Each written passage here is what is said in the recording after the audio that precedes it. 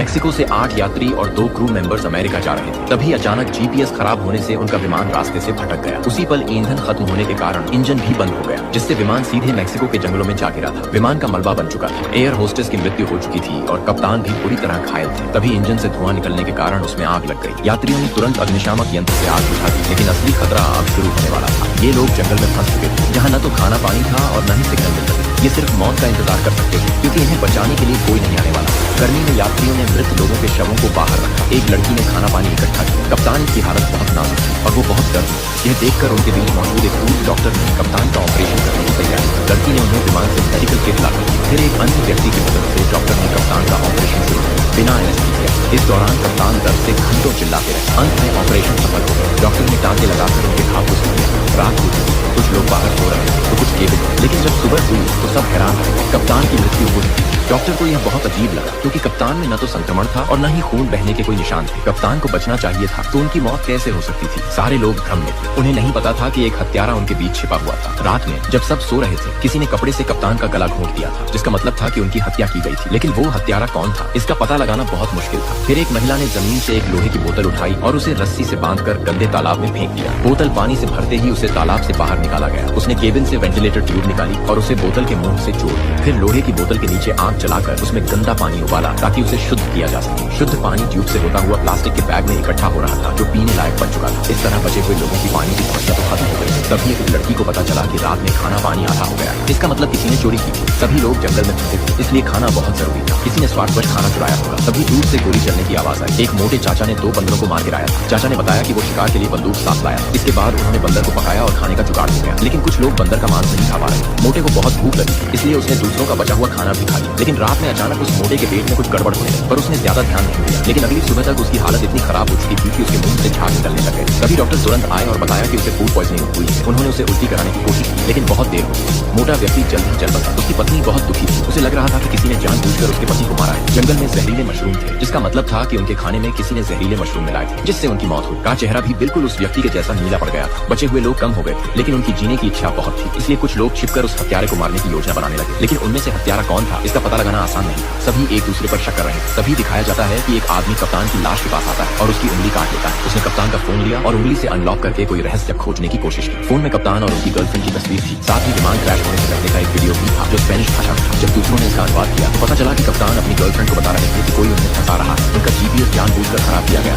जिससे वे रास्ता भटक गए और ईंधन खत्म होने पर सबको मारने की साजिश रची गई। यह देखकर सब डर गए कि किसी ने जानबूझकर यह दुर्घटना कराई। अब उनके बीच एक खतरनाक हत्यारा छिपा था, जो किसी को भी मार सकता है। 10 में से 3 लोगों की मौत हो चुकी थी और अब अगले शिकार की बारी है। और फिर वीडियो लाइक करने